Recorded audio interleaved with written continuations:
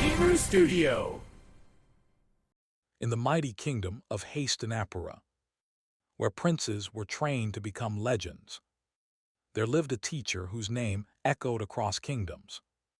Dronacharya, master of warfare, guru of kings, and among his students stood one who shone brighter than the rest. Arjuna, focused, disciplined, relentless. Day after day, under the golden sun of the royal training grounds, Arjuna practiced until his arrows struck the center without fail. And Dronacharya made him a promise. You will be the greatest archer in this world. But far away from the palace walls, deep within the silent forest, another boy carried the same dream. His name was Eklavya. He was not born in a palace. He wore no royal armor. He had no teacher. But his heart burned with the fire of ambition.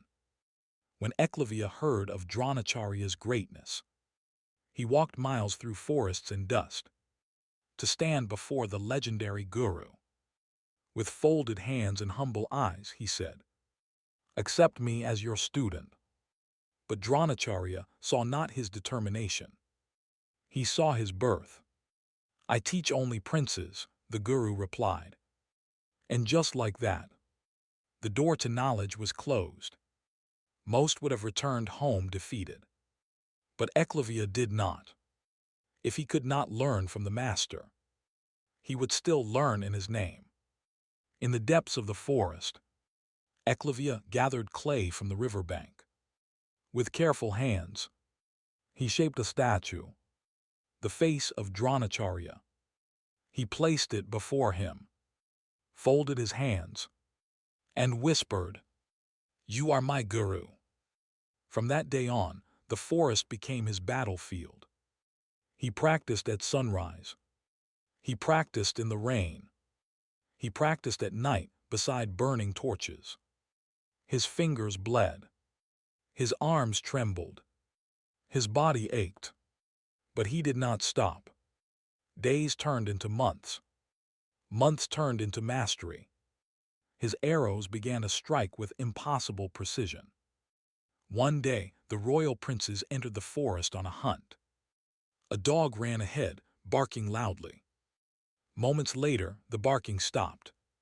When the princes reached the clearing, they froze. The dog stood still, its mouth sealed shut, not with harm, but with perfectly placed arrows. No blood, no mistake, only skill beyond imagination. Arjuna's heart pounded. Who can shoot like this besides me? Dronacharya examined the arrows carefully. The craftsmanship was extraordinary. They followed the trail.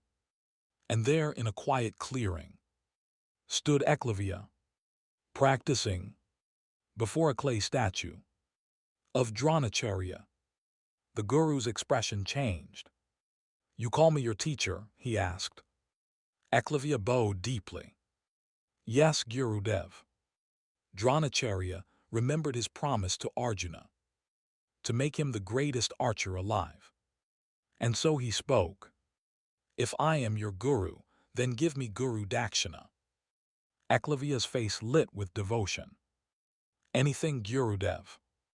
Dronacharya's voice was firm. "Your right thumb."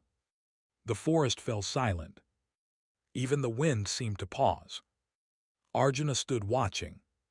This was the promise fulfilled. This was the protection of his greatness. But what happened next? No one expected.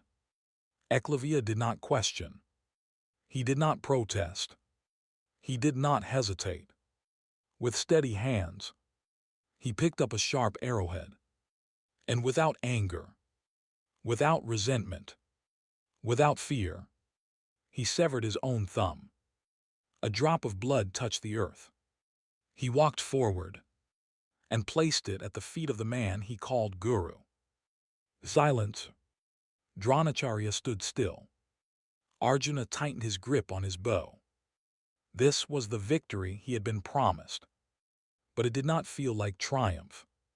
In Eklavya's eyes, there was no hatred, only dignity, only devotion. Eklavya may have lost his thumb that day, but he gained something far greater. He became immortal in sacrifice. Arjuna became the greatest archer, but Eklavya became something rarer, a symbol of dedication beyond rejection, of loyalty beyond injustice, of greatness that no one could take away. Because sometimes, the world remembers not the one who wins, but the one who gives everything.